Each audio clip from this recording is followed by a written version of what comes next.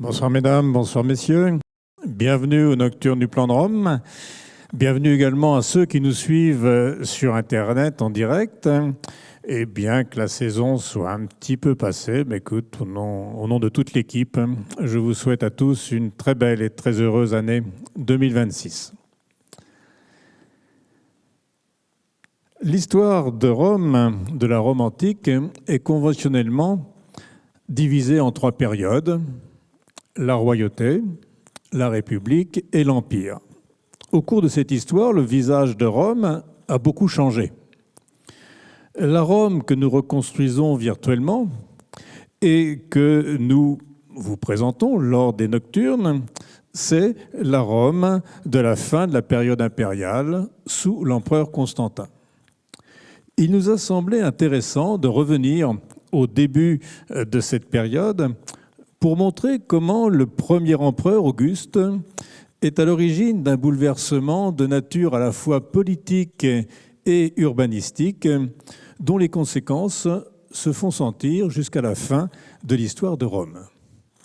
Ce bouleversement a fondé les grandes lignes de la trame urbaine de la Rome impériale et il s'est aussi répercuté sur les villes de province, si bien qu'aujourd'hui nous vivons dans un monde en partie façonné par Auguste. Il est impossible d'être exhaustif sur ce sujet, tant la littérature est nombreuse. Il faudrait y consacrer une saison complète de Nocturnes. Nous allons cependant essayer, à travers quelques exemples, de montrer en quoi a consisté le changement politique et comment il s'est traduit dans l'urbanisme de la Rome, de la ville de Rome et des provinces. Et pour finir, Sophie vous emmènera virtuellement visiter dans la Rome de Constantin, celle que nous reconstruisons, les restes de la Rome d'Auguste. Qui est Auguste ? Cet homme dont la plupart des historiens s'accordent à reconnaître qu'il fut un des personnages les plus importants de l'histoire mondiale. Avant 44 avant Jésus-Christ, il s'appelle Caius Octavius. Il fait partie d'une riche famille de Rome. Il est le petit-neveu de Jules César. Et Jules César, dans son testament, en fait son fils adoptif. Si bien qu'après l'assassinat de César, de Jules César, en 44 avant Jésus-Christ, Octave va prendre le nom de son père adoptif et il va s'appeler, c'est la tradition, Caius Iulius Octavianus. Sa titulature finale, à partir de 27 avant Jésus-Christ, sera Imperator Caesar Divi Filius Augustus. Cette titulature est importante parce qu'elle marque le début de ce que l'on appelle la période de l'Empire. Alors qu'est-ce qui s'est passé entre 44 et 27 avant Jésus-Christ ? Eh bien, pour dire les choses très simplement et très rapidement, c'est l'histoire d'un jeune homme ambitieux qui va devenir, en quelques années, le maître du monde occidental. Octave a 19 ans quand son père Jules César est assassiné. À 32 ans, après la victoire d'Actium sur son rival Marc-Antoine, il devient l'unique maître de Rome et l'unique maître du monde méditerranéen. Alors cette titulature que vous voyez ici mérite une petite explication de texte parce que elle est importante. Les deux premiers mots, par exemple, vont se retrouver dans la titulature de tous les empereurs, par la suite jusqu'à Constantin compris. Le premier mot, imperator, qui a donné en français empereur, ne signifie pas empereur en latin. C'est un mot qui désigne celui qui possède l'imperium, c'est-à-dire le commandement militaire suprême. On pourrait traduire par général en chef, si vous voulez. Mais Auguste va en faire une sorte de prénom, intraduisible en français, qu'ensuite porteront tous les empereurs. Caesar, il a changé de nom de famille principal entre-temps. Il a choisi le surnom, le cognomen de Jules César. Et il adopte donc comme nom de famille ce nom de Caesar, si bien que quelquefois on appelle les empereurs romains les Césars. Divi Filius. En 42 avant Jésus-Christ, César est officiellement divinisé. Il devient divus, il devient divin. C'est la première fois depuis Romulus qu'un chef d'État romain est divinisé. Et Auguste se trouve donc fils du divin et il ajoutera systématiquement cette mention dans sa titulature. Et puis on arrive au mot Augustus, ce titre d'Augustus qui marque de façon conventionnelle le début de la période impériale. Je vais vous montrer le texte de Suétone qu'il raconte, mais auparavant, j'aurais voulu vous dire un mot sur cette statue que vous voyez colorée ici. Donc ce ne sont pas des couleurs qui ont été choisies au hasard. On a retrouvé des pigments qui ont permis de colorer cette statue.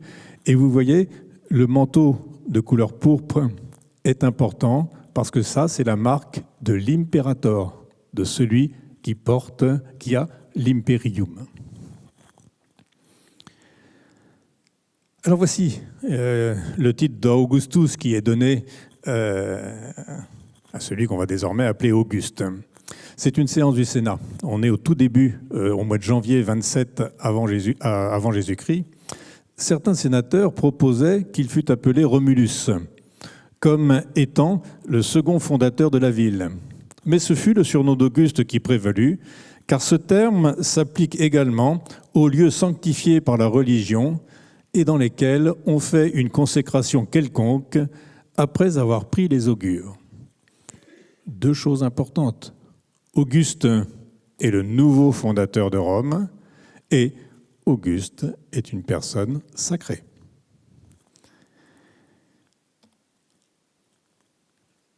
L'historien Ronald Syme, en 1939, parlait de révolution romaine pour ce passage de la République à l'Empire. Aujourd'hui, on utilise plutôt l'expression de soft power,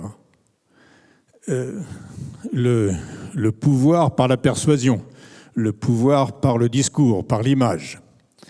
Et effectivement, il n'y a pas eu de révolution au sens propre du mot. Auguste a même maintenu dans la forme les institutions républicaines. Il y a toujours un Sénat, il y a toujours des consuls, il y a toujours des prêteurs, des questeurs, des édiles. On retrouve les anciennes magistratures romaines. Mais deux choses caractérisent le nouveau régime.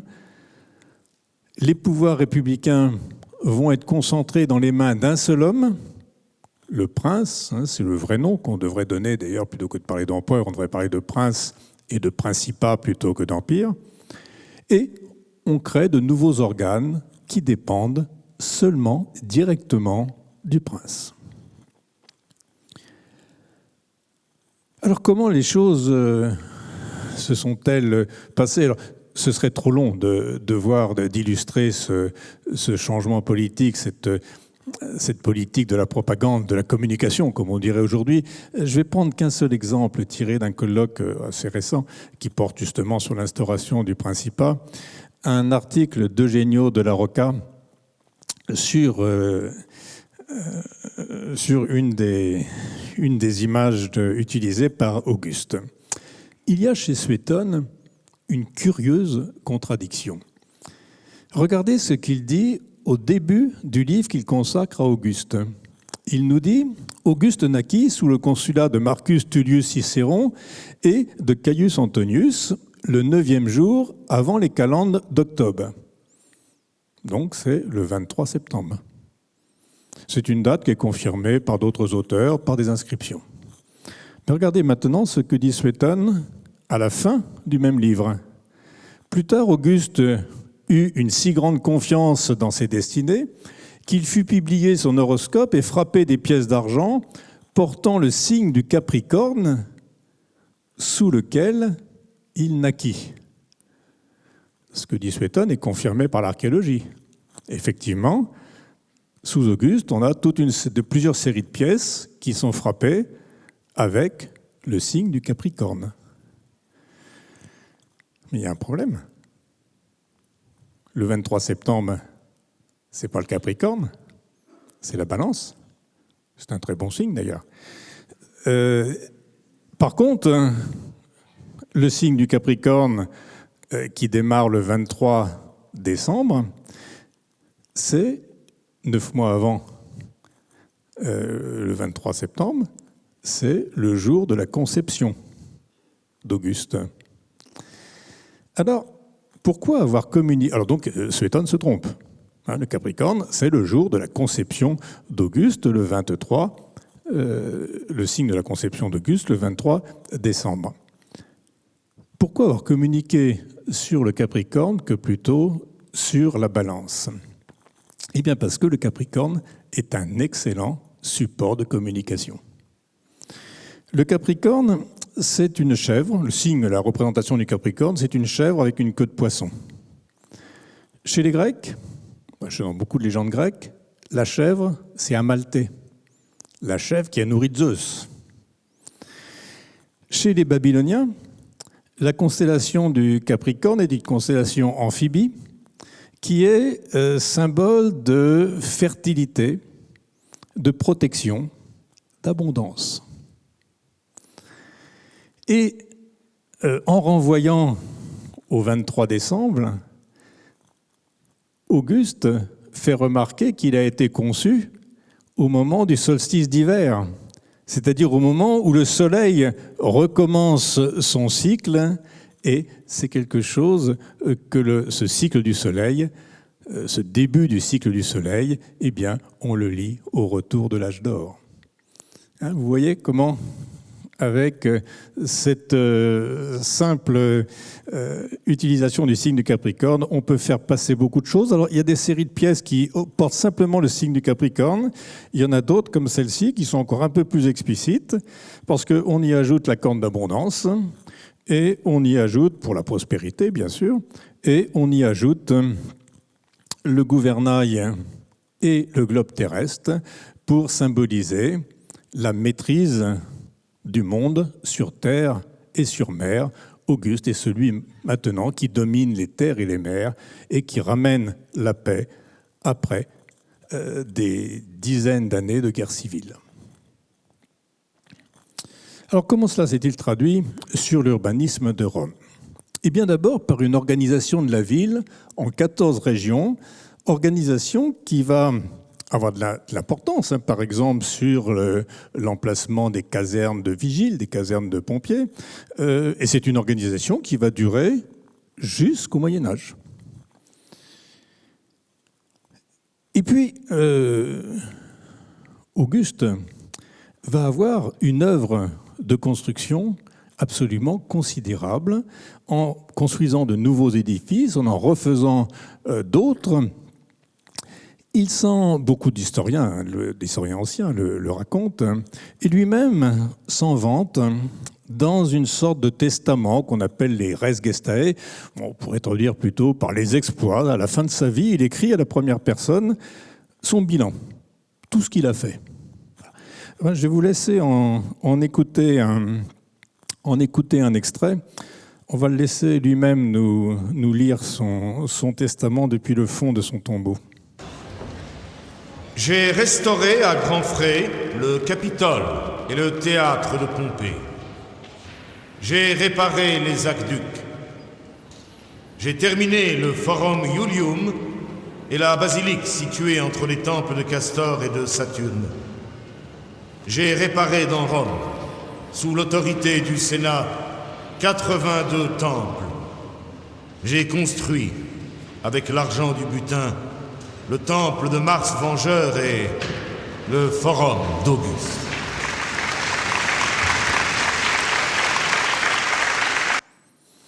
Voilà, Ceres Gestae était gravé sur des plaques de bronze que vous avez peut-être pas aperçues à l'entrée de son tombeau, que Sophie vous montrera tout à l'heure. Alors, une des premières interventions d'Auguste a été sur le nord du Champ de Mars, qu'il s'est d'une certaine manière approprié. D'abord en construisant tout au nord du Champ de Mars son tombeau, qu'on va appeler le mausolée, en référence au mausolée d'Halicarnasse, qui était une des 7 merveilles du monde. Ce tombeau, il l'a peut-être même conçu, vous voyez, pour sa famille, pour lui et pour sa famille, peut-être même avant la bataille d'Actium, c'est-à-dire avant même qu'il soit assuré d'être le seul maître du monde. Alors, ce tombeau, il l'a construit entre le Tibre et la Via Flaminia, qu'on appelle aussi la Via Lata quand elle entre dans Rome. C'est le Corso aujourd'hui à Rome. C'est une voie très importante, Rome. C'était à l'époque une voie de pénétration importante quand on venait du nord dans Rome. Et comme toutes les voies de pénétration dans Rome, elle était bordée de tombeaux. Mais le tombeau d'Auguste a 3 particularités. D'abord, il est immense. Immense en hauteur, en circonférence. On le voyait de très loin quand on arrivait dans Rome depuis le nord, et on le voyait depuis la ville aussi. Ensuite, alors que tous les autres tombeaux sont alignés le long de la voie, lui, il est à l'écart de la voie. Et alors que tous les autres tombeaux sont orientés vers la voie, lui a son tombeau orienté vers le sud. Et ça tombe bien, parce que quelques années plus tard, Agrippa, son fidèle lieutenant, fait construire le Panthéon qui l'oriente exactement dans l'axe de l'entrée du mausolée. Et encore quelques années plus tard, on construit un ensemble composé d'un autel de la paix. C'est la paix ramenée par Auguste après toutes les guerres, et d'un obélisque rapporté d'Égypte. C'est la première fois qu'on rapporte un obélisque d'Égypte, obélisque qui symbolise le cycle du soleil. Sur le forum, le vieux forum républicain, Auguste fait construire un temple à son père divinisé, à Jules César divinisé, à l'endroit où le corps de César a été incinéré sur le forum. Et désormais, ce temple ferme le côté est du forum.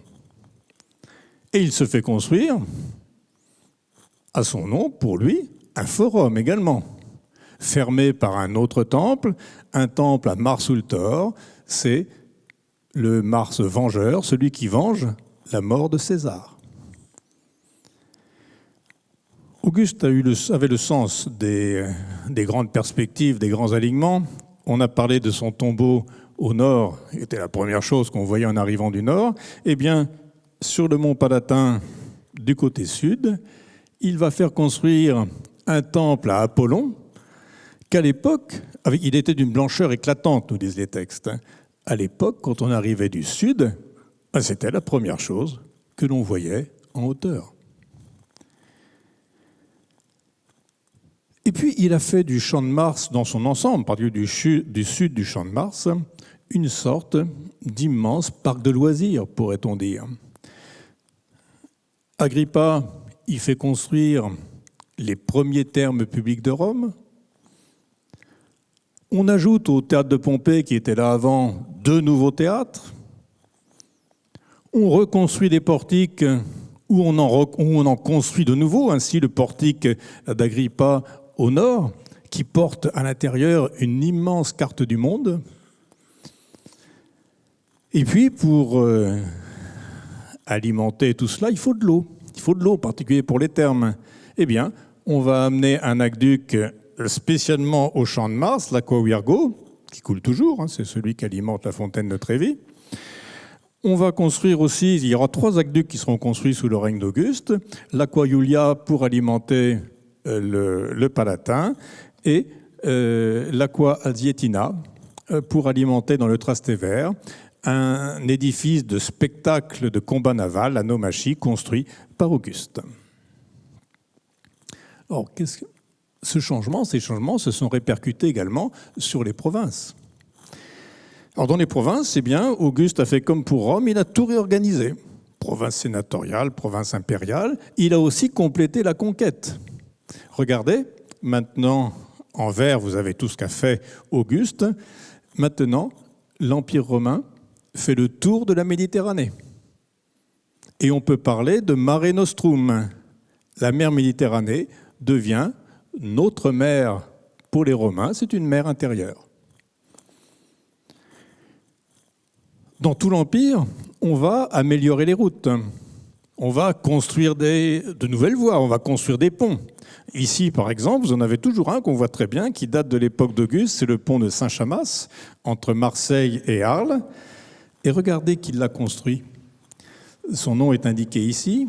C'est un certain Donius, qui est Flamen Romae et Augusti, c'est-à-dire Flamine, prêtre de Rome et d'Auguste. Ça veut dire que dans les provinces, pas à Rome, mais dans les provinces, il y avait du vivant d'Auguste un culte à l'empereur, à Rome et à l'empereur. Les entrées de ville sur les voies principales s'ornent également de portes, de belles, de magnifiques portes qu'on voit toujours. À Autun, la porte ici, et il y en a une autre sur une autre entrée, date de l'époque d'Auguste. On construit des temples en fermeture des forums, au fond des forums, comme à Rome. À Nîmes, le temple de Caius et Lucius, les petits-fils d'Auguste.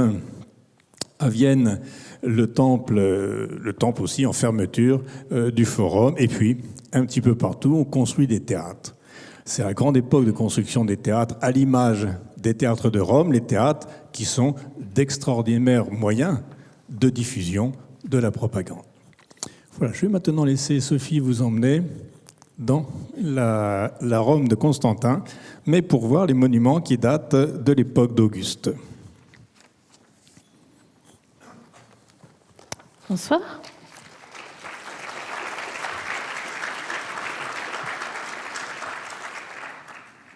Voilà.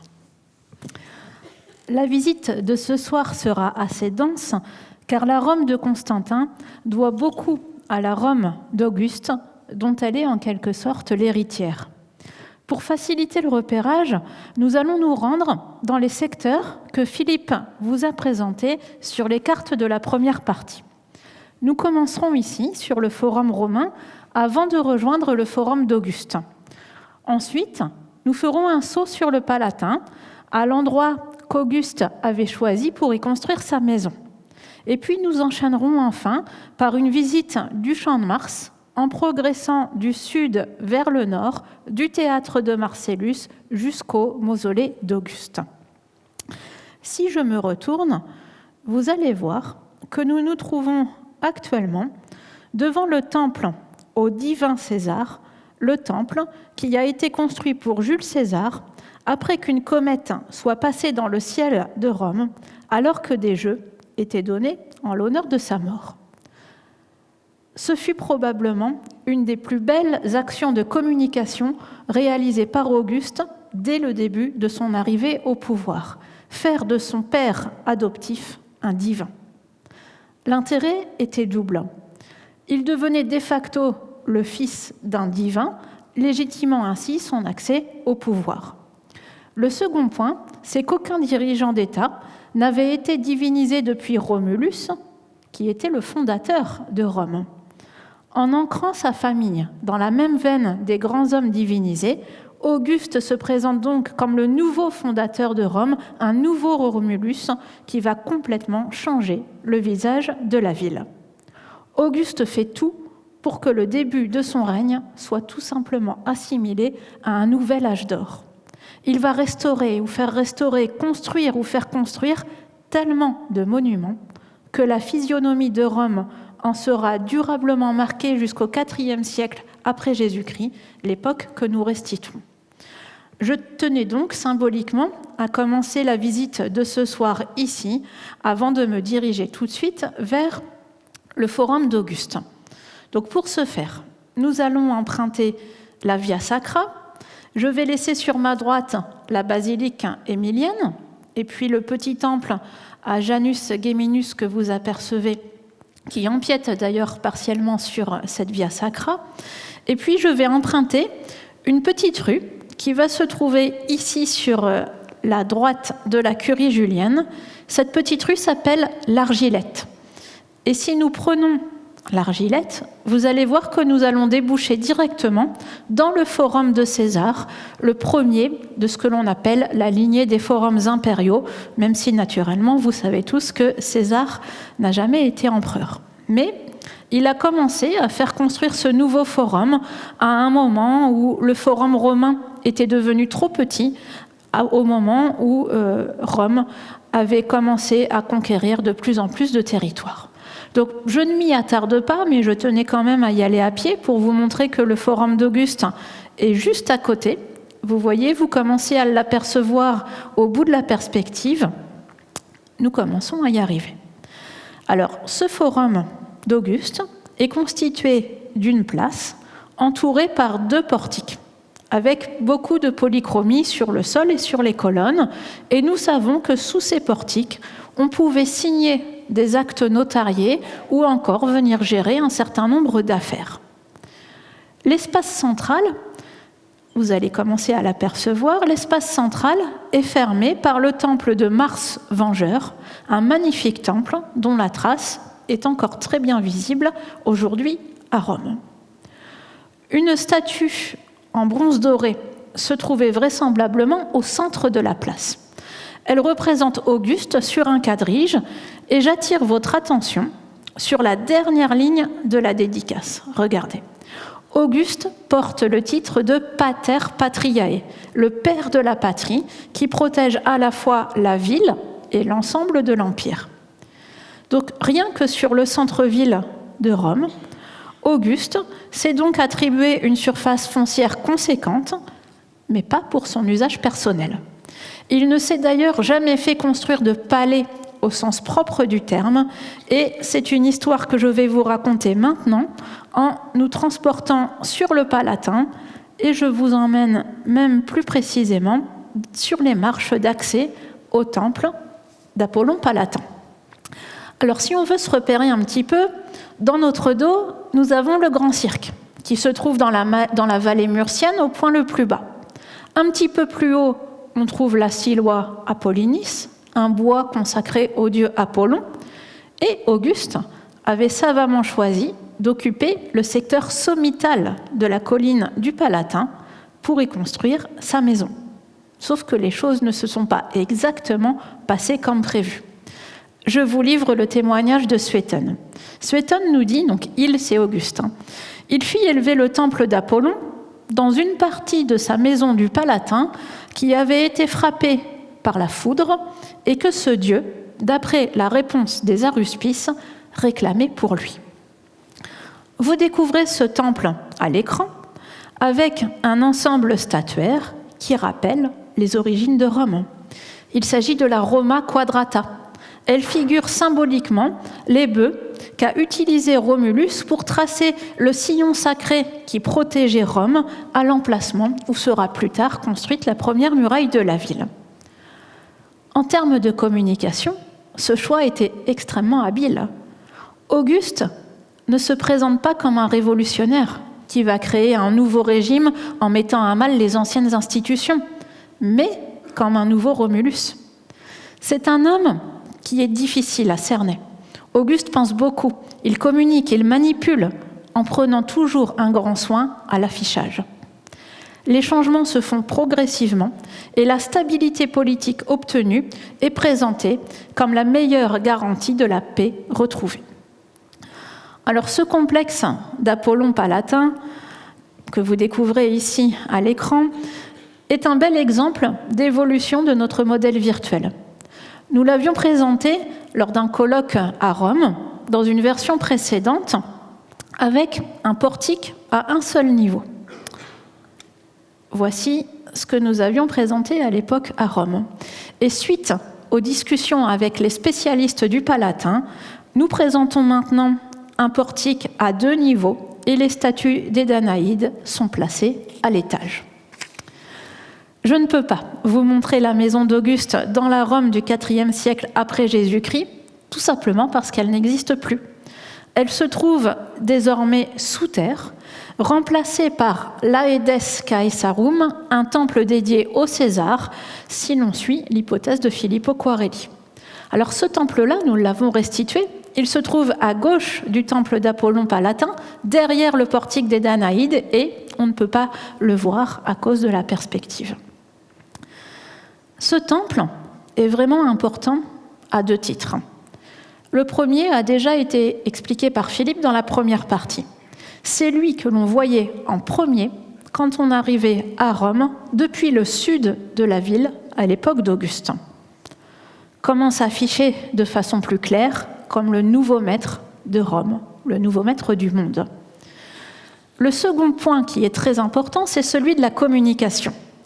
Auguste communique sur le fait qu'il fait ouvrir ici, sous le portique des Danaïdes, une des premières bibliothèques publiques de Rome.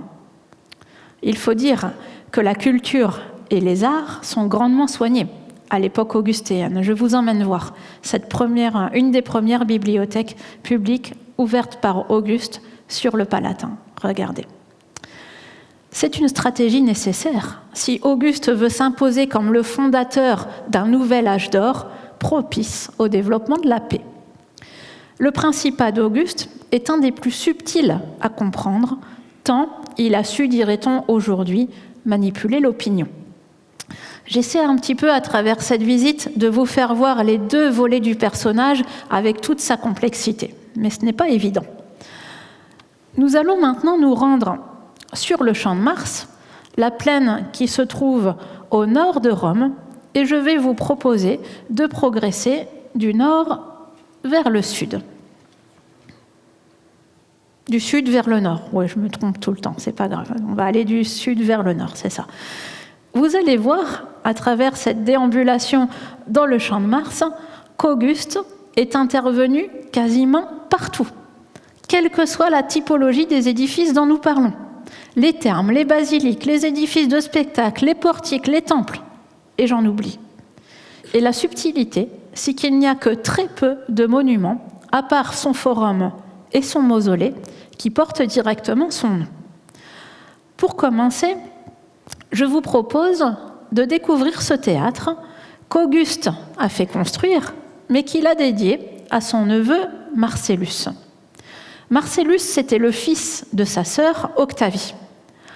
Auguste voyait en son neveu son potentiel successeur, mais ce dernier est mort à seulement 19 ans, soit 37 ans avant son oncle.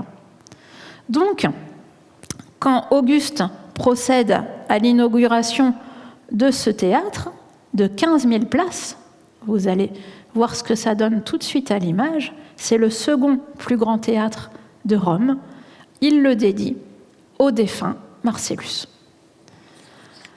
Même si ce théâtre est dédié à Marcellus, je viens de vous l'expliquer, l'inscription restituée au centre du mur de scène montre bien que c'est à Auguste que nous devons l'existence de ce théâtre. Cette inscription, pour que vous vous rendiez compte, elle mesure 17 mètres de long et chacune des lettres mesure 42 cm de hauteur et les lettres sont rehaussées de bronze. Voici ce que l'on peut lire sur cette inscription, je vous donne la traduction directement. L'impérateur César Auguste, fils du divin, a construit et a dédicacé ce théâtre en l'honneur de Marcus Marcellus, fils de Caius, gendre de César Auguste. Donc tout est très clair, malgré le nom du bâtiment. Je vais ressortir de ce théâtre pour me diriger maintenant vers le portique d'Octavie. Donc nous repassons par cet accès au théâtre. En fermeture de perspective, vous apercevez la Porticus Triumphalis, et puis je vais vous proposer de tourner à gauche et puis de parcourir ce portique extérieur du théâtre de Marcellus que vous pouvez encore très bien voir aujourd'hui si vous allez à Rome. Si je sors du portique, nous allons laisser le Capitole à l'extrémité droite, nous allons passer à côté du temple de Bellone, que vous apercevez ici à l'écran, et nous allons arriver au temple d'Apollon Socianus. Alors le temple que vous découvrez maintenant, Il a été reconstruit au 1er siècle avant Jésus-Christ par Sosius, un lieutenant de Marc-Antoine, à l'endroit où il y avait déjà ici un temple à Apollon médecin depuis le 5e siècle avant Jésus-Christ. On raconte d'ailleurs que c'est là qu'Auguste aurait été conçu. C'est ce qu'on raconte.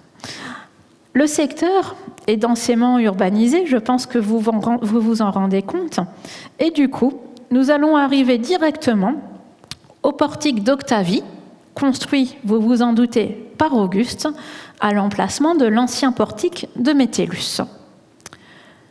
Le monument, le portique d'Octavie, porte le nom de la sœur d'Auguste, Octavie. Auguste ne va pas se contenter de refaire l'ancien portique. Il va certes garder les deux anciens temples, celui de Junon Regina et celui de Jupiter Stator, mais derrière, il va faire ajouter une curie et à nouveau une nouvelle bibliothèque publique. Alors, on sait que sur le portique, sous ce premier portique, Métellus avait déjà rapporté ici, dès le milieu du 2e siècle avant Jésus-Christ, un ensemble de statues que l'on appelle la Tourma Alexandrie. Elle représentait notamment Alexandre le Grand, un grand personnage de l'histoire que les Romains admiraient. Et qu'est-ce que l'on découvre en fermeture du portique ? La curie. La curie qu'Auguste a ajoutée au moment où il a reconstruit le portique d'Octavie. Alors, je vais vous montrer à quoi ressemble cette curie. Sachez que la bibliothèque se trouve, quant à elle, dans la pièce contiguë, juste à notre gauche. Je vais maintenant prendre un nouveau raccourci pour rejoindre le cœur du Champ de Mars et vous emmener voir la basilique de Neptune. Tout ce secteur, c'est une nouveauté que je vous présente ce soir et qui est due notamment à une thèse en cours réalisée dans l'équipe par Orline Poula. Si je regarde sur la gauche, vous reconnaissez la rotonde du Panthéon. Attention toutefois, le Panthéon que l'on voit aujourd'hui à Rome et celui de notre modèle virtuel, ce n'est pas celui de l'époque augustéenne, même s'il porte encore la dédicace d'Agrippa sur son fronton.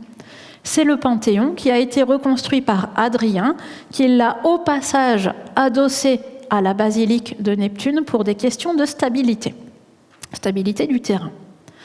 Si je regarde maintenant sur la droite, vous voyez la façade ouest des thermes d'Agrippa.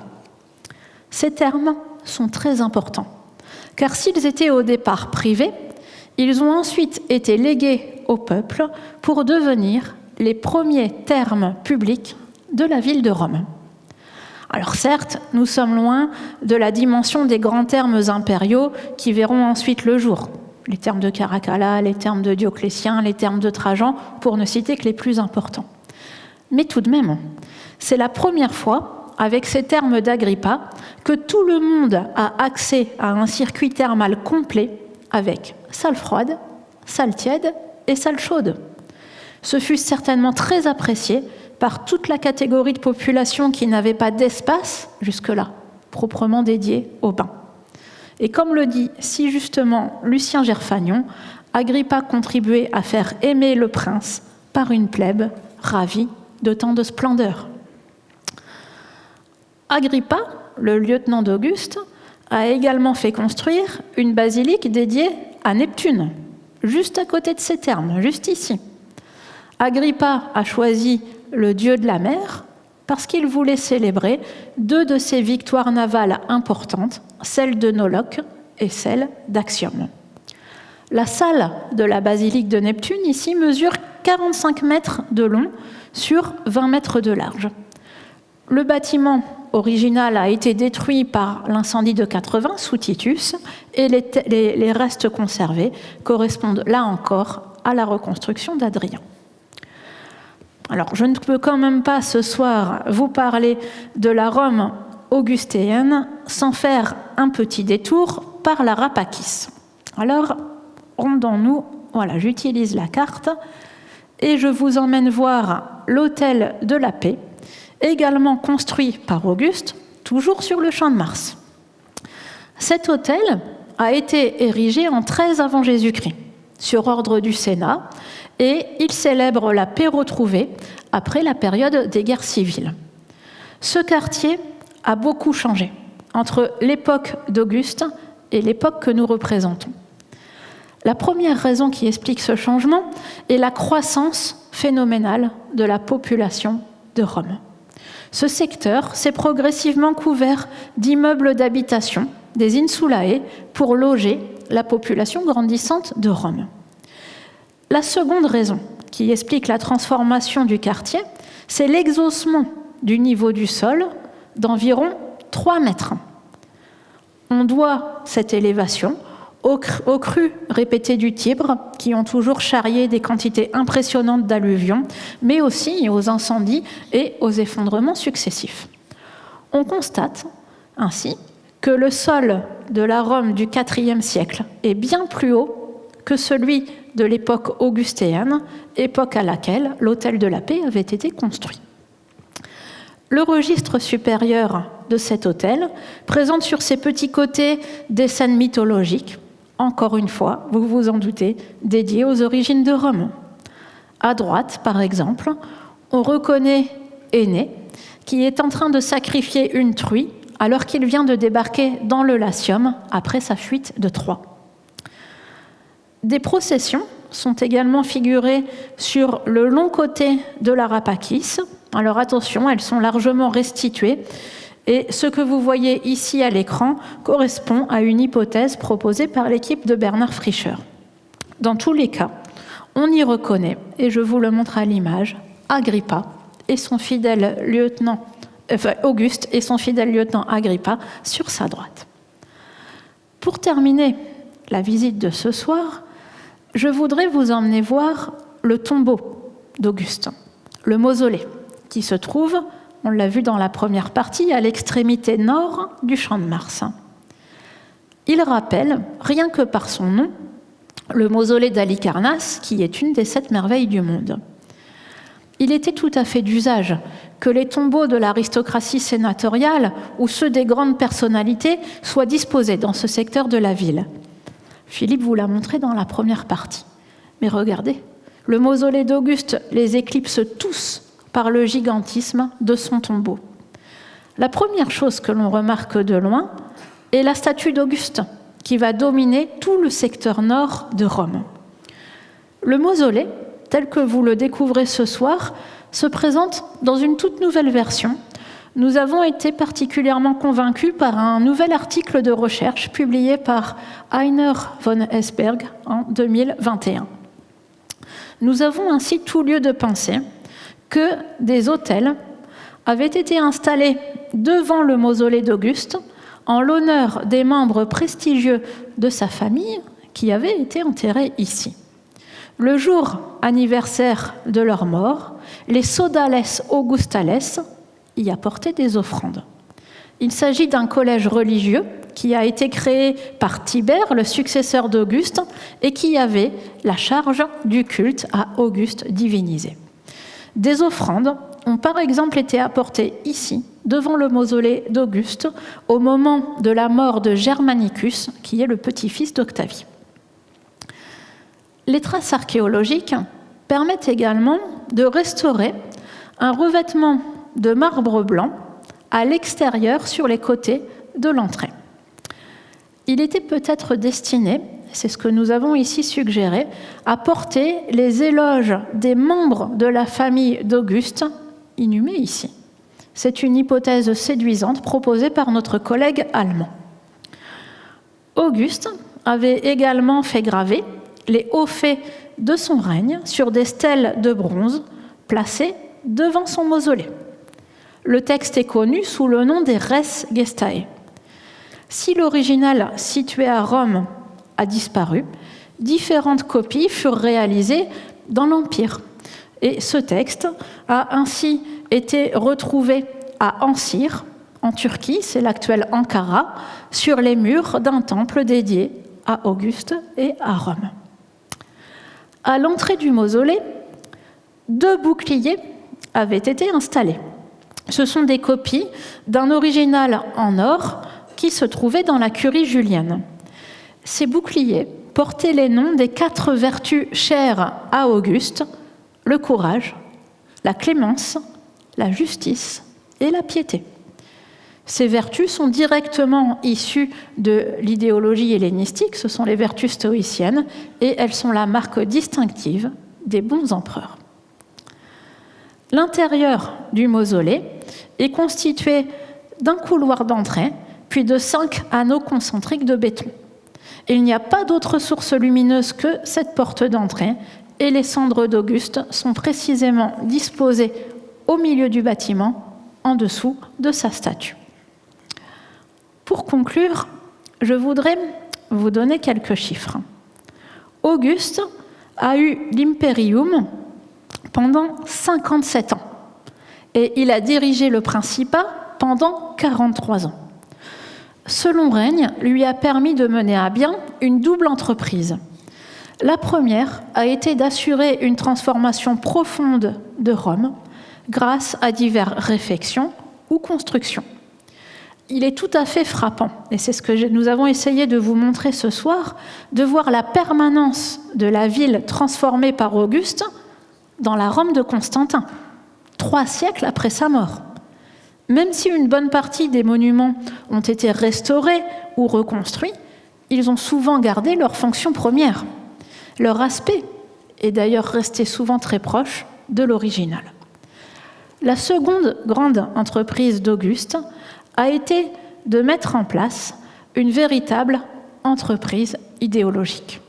Et sur ce point, je laisse les mots de la fin à Gilles Sauron, qui vient de publier une très belle monographie sur le sujet. Je le cite : « L'entreprise d'Auguste demeure une des mystifications les plus réussies et les plus durables de l'histoire, sans doute parce qu'elle est parvenue à faire croire à une génération d'hommes désespérés par un siècle de guerre civile que Rome avait encore un destin, et même un destin éternel. » Je vous remercie.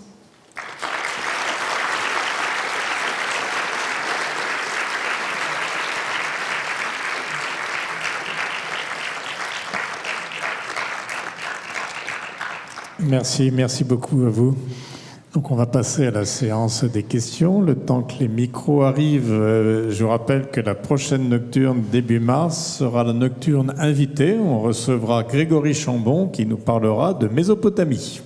Voilà, ça va nous changer de Rome. Voilà, nous sommes à l'écoute de vos questions. Bonsoir. Merci pour cette présentation très claire. Moi, j'aurais voulu être un peu plus éclairé sur le personnage d'Agrippa, qui a survécu à Auguste, qui était général, qui donc s'est illustré à la bataille d'Actium, si vous me confirmez. Et comment ce personnage a-t-il conservé sa notoriété pour construire un panthéon, pour construire d'autres bâtiments? Quelle était sa place dans la mesure où l'empereur décédé, son influence a continué, si j'ai bien compris? Alors, non, Agrippa est mort avant Auguste. Hein. Ah, je me trompe. Agrippa est mort avant Auguste. Je crois qu'il est mort en... Je ne sais pas en 12 avant Jésus-Christ. Hein, donc, Auguste est mort en 14 après Jésus-Christ. Hein. En tout cas, il est mort, si la date de 12 n'est pas exacte, il est mort avant Auguste. Il avait le même âge qu'Auguste. Il a fait ses études avec lui. C'est un personnage qui est très important pour Auguste. Ça a été en quelque sorte son bras droit. Auguste n'est pas un grand chef de guerre. C'est ce que l'on peut voir dans tous les récits de bataille. Agrippa, lui, était un vrai chef de guerre. Un vrai chef de guerre, un organisateur aussi, très brillant. Et Auguste l'a pris avec lui, en a fait un proche. Il est devenu son gendre. Il a épousé la fille d'Auguste. Et c'est pour ça qu'il a eu autant d'importance pendant le règne d'Auguste. C'est lui qui s'est chargé de la construction d'un certain nombre de bâtiments. C'est lui, par exemple, qui s'est chargé de la construction du mausolée, du Panthéon, et voilà, et de toute une série d'ensembles à Rome.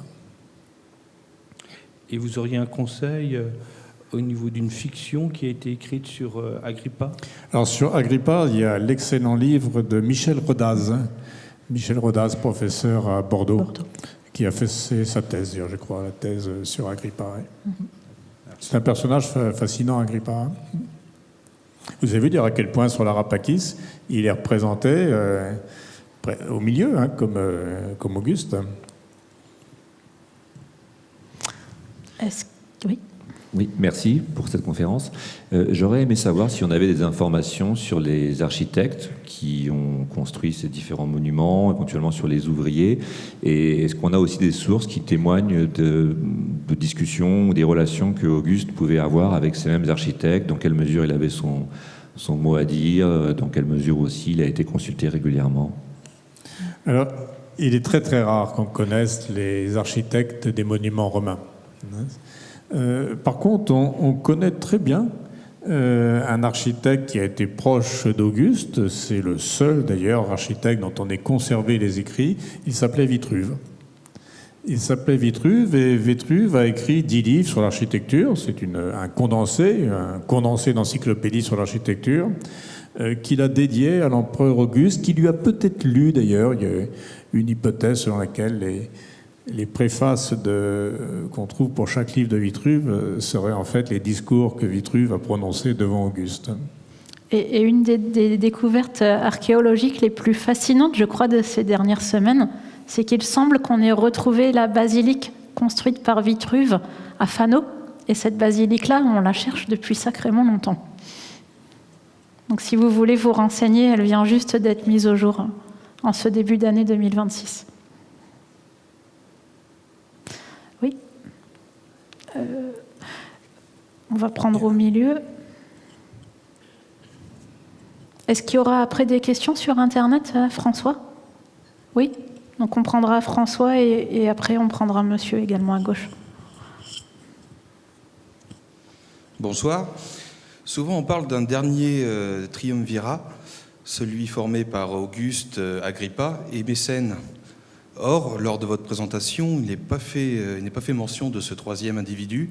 Est-ce que c'est judicieux de parler d'un pseudo-troisième triumvirat? Et est-ce qu'il y a également des monuments conçus en partenariat avec Mécène? Alors, le seul triumvirat officiel, c'est celui formé par Auguste, Antoine et Lépide, qui était le deuxième triumvirat, mais lui qui était officiel par rapport au premier triumvirat qui avait été formé par César, Pompée et Crassus.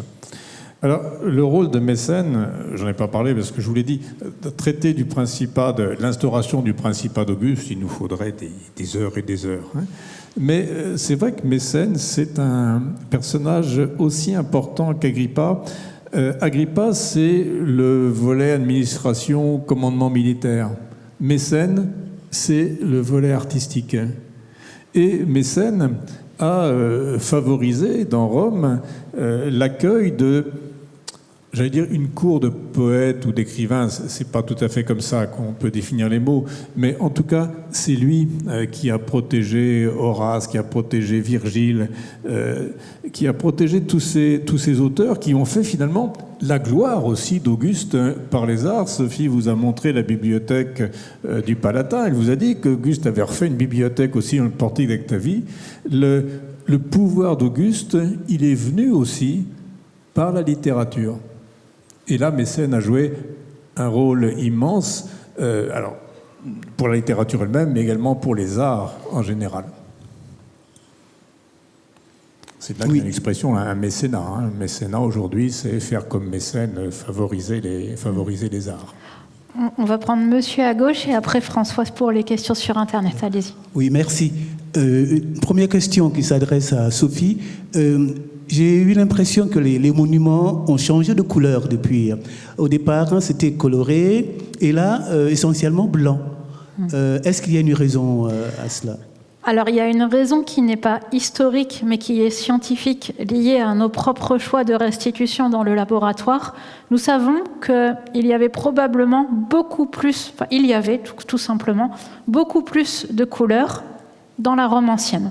Dans la première partie, vous avez vu la statue colorisée d'Auguste, c'est le travail mené par le professeur Liverani, et il se trouve qu'aujourd'hui, on admet largement la restitution des couleurs dès que nous pouvons l'attester scientifiquement par des prélèvements de pigments encore en place sur les statues et sur les monuments.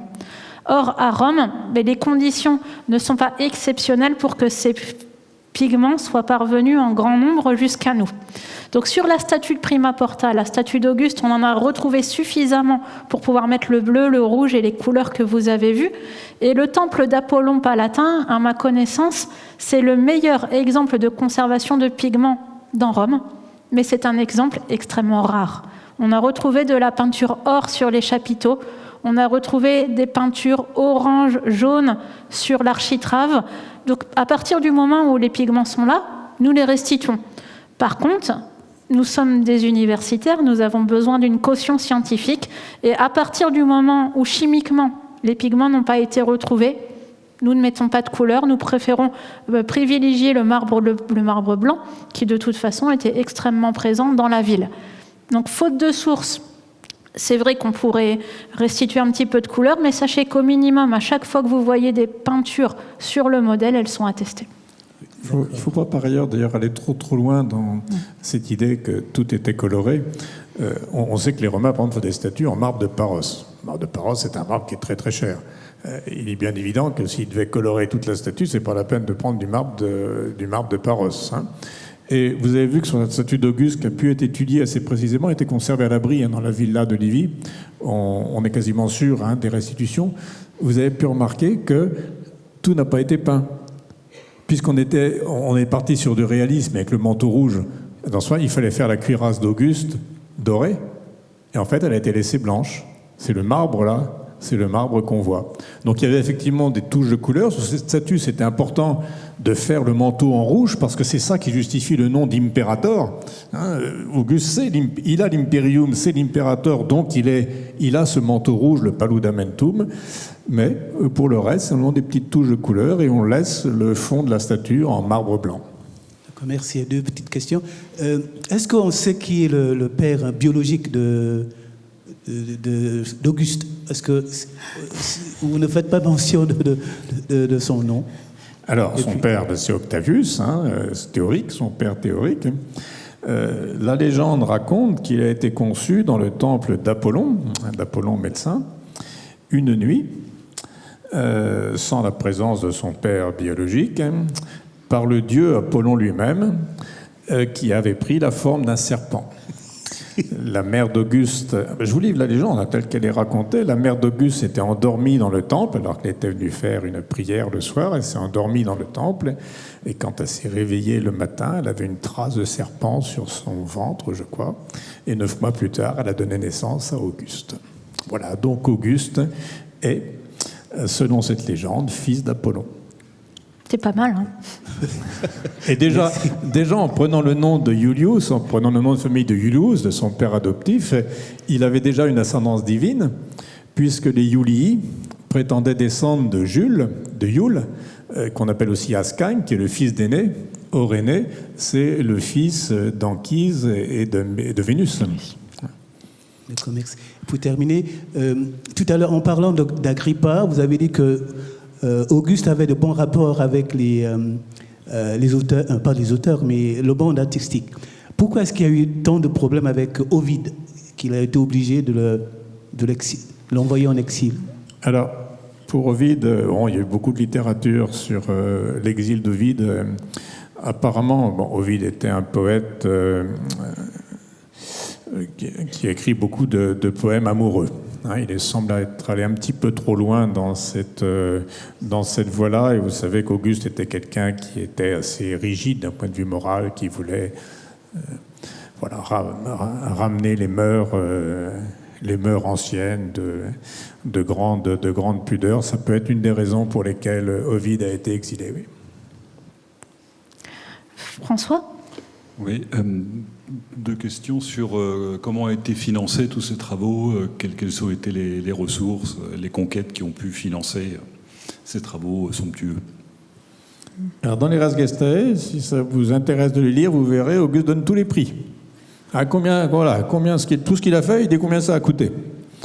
Et il précise, alors qu'il y a une partie qu'il a financée lui-même. Il est très riche, hein, c'est une famille très très riche, Auguste. Et puis pour tout le reste, eh bien, c'est comme les Romains financent généralement leurs grands travaux, c'est les conquêtes militaires. Les conquêtes militaires et le butin qu'il ramène des conquêtes militaires. Vous avez vu qu'à l'époque d'Auguste, ces conquêtes sont très très importantes. Conquêtes militaires et puis le tribut, bien sûr, les impôts payés par les peuples soumis. Bah écoutez, on a tenu dans l'heure, ce qui est quand même bien parce que je sais que certains veulent, je peux même pas dire rentrer avant la tombée de la nuit. Le mois prochain, Grégory Chambon arrive de l'École pratique des hautes études. Je vous assure que c'est quelqu'un de fascinant, de très intéressant à écouter parce qu'il exprime une réelle passion. Et j'espère que vous découvrirez avec lui une autre civilisation dont nous vous parlons relativement peu, qui est la Mésopotamie, mais qui est vraiment une civilisation tout aussi riche et passionnante que la Rome antique. Et je vous souhaite une bonne soirée. Bonne soirée, merci à vous.